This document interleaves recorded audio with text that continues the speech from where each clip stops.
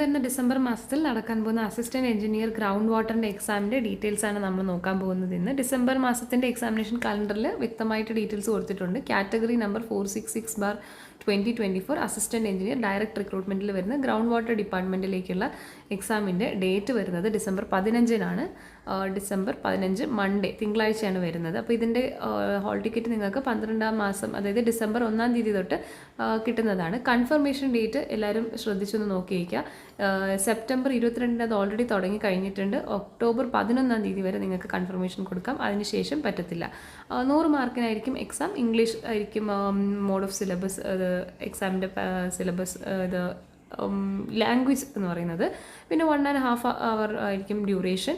9016 candidates ആണ് so far ഇതിൽ application കൊടുത്തിട്ടുള്ളത്. ഇനി കൺഫർമേഷൻ്റെ ഡേറ്റ് കംപ്ലീറ്റ് ആയി കഴിയുമ്പോൾ, അതായത് ഒക്ടോബർ 11 കഴിയുമ്പോൾ നമുക്ക് ആഫ്റ്റർ കൺഫർമേഷൻ്റെ ഒരു ലിസ്റ്റും കൂടെ കിട്ടും. അപ്പോൾ എത്ര കുട്ടികൾ, ഈ 9016 സ്റ്റുഡൻസിൽ എത്ര പേര് എക്സാമിന് അപ്ലൈ ചെയ്ത് അത് കൺഫർമേഷൻ കൊടുത്തിട്ടുണ്ടെന്നുള്ളത് നമുക്ക് കറക്റ്റായിട്ട് അറിയാൻ പറ്റും. നമ്മുടെ കോമ്പറ്റീഷൻ എത്ര കുട്ടികളുമായിട്ടാണെന്നുള്ളത് കറക്റ്റായിട്ട് അറിയാൻ പറ്റും. ബട്ട് പ്രിപ്പറേഷൻ ചെയ്യുന്നവർ എന്തായാലും കൊടുക്കുക. വേഗം നമുക്ക് ജസ്റ്റ് ഇതിൻ്റെ സിലബസ് ഒന്ന് ഓടിച്ച് നോക്കാം. അപ്പോൾ ഇതിൻ്റെ സിലബസിൽ വരുന്നത് 8 mark industrial management and industrial engineering കൊടുത്തിട്ടുണ്ട്. 8 മാർക്കിന് വന്നിട്ട് മെറ്റലർജി ആൻഡ് മെഷീൻ ടൂൾസ് പറഞ്ഞിട്ടുണ്ട്. അപ്പോൾ കുറച്ച് ചേഞ്ചസ് ഒക്കെ ഉണ്ട് യൂഷ്വലി വരുന്ന സിലബസിനേക്കാളും.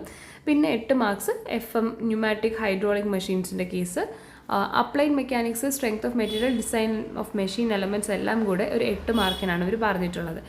പിന്നെ പക്ഷേ സിലബസ് എല്ലാം ടോപ്പിക്സ് എല്ലാം അതിനകത്ത് വരുന്നുണ്ട്. വെയിറ്റേജ് മാത്രമാണ് ഇവർ കുറേയൊക്കെ ചേഞ്ച് ചെയ്തിട്ടുള്ളത്. പിന്നെ ടോപ്പിക്സിലും ചെറിയ ചേഞ്ചസ് ഉണ്ട്.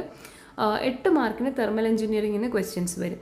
ഇനി ഇത് ഫസ്റ്റ് പാർട്ടാണ്. ഇതിൽ നമ്മൾ ബേസിക്കലി മെക്കാനിക്കൽ എഞ്ചിനീയറിങ്ങിൻ്റെ സബ്ജക്ട്സ് മാത്രമാണ് നമ്മൾ ഡിസ്കസ് ചെയ്തത്. ഇനി രണ്ടാമത് വരുമ്പോഴത്തേക്കും അഗ്രികൾച്ചർ എഞ്ചിനീയറിംഗ് ആണ് നോക്കുന്നത്.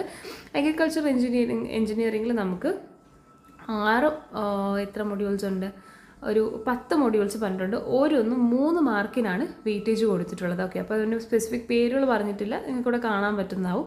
അത് ഗോ ത്രൂ ചെയ്യുക. പിന്നെ വരുന്നത് മൈനിങ് എഞ്ചിനീയറിങ്ങിൻ്റെ കുറച്ച് ടോപ്പിക്സ് ഉണ്ട്. Mining geology, mine development, drilling, blasting, surface mining, underground mining methods, mineral processing, mine serving. പിന്നെ വരുന്നത് ഇതിലൊക്കെ 2, 3, 4 അങ്ങനെ മാർക്ക് വെയിറ്റേജ് ആണ് ഓരോന്നിലും വരുന്നത്. പിന്നെ വരുന്നത് mine planning and design, computer application in mining, mining machinery and geomechanics, mine environment ventilation, mine management, legislation and mineral safety. Last വരുന്നതിൽ 4 മാർക്ക് വരെ വെയിറ്റേജ് വരുന്നുണ്ട്. അപ്പോൾ ഒരുപാട് ടോപ്പിക്സ് കവർ ചെയ്യാനുണ്ട്. കുറച്ച് മാർക്സിനാണ് വരുന്നത്. അപ്പോൾ നമുക്ക് ബേസ് ലെവലിലൊന്ന് പഠിച്ചു പോകുക എന്നുള്ളതിൽ ഒരുപാട് ഡെപ്തിൽ പോകേണ്ട ആവശ്യമില്ല എന്നുള്ളത് നമുക്കിതിന്ന് വ്യക്തമാണ്. സോ നന്നായിട്ട് പ്രിപ്പയർ ചെയ്യാം.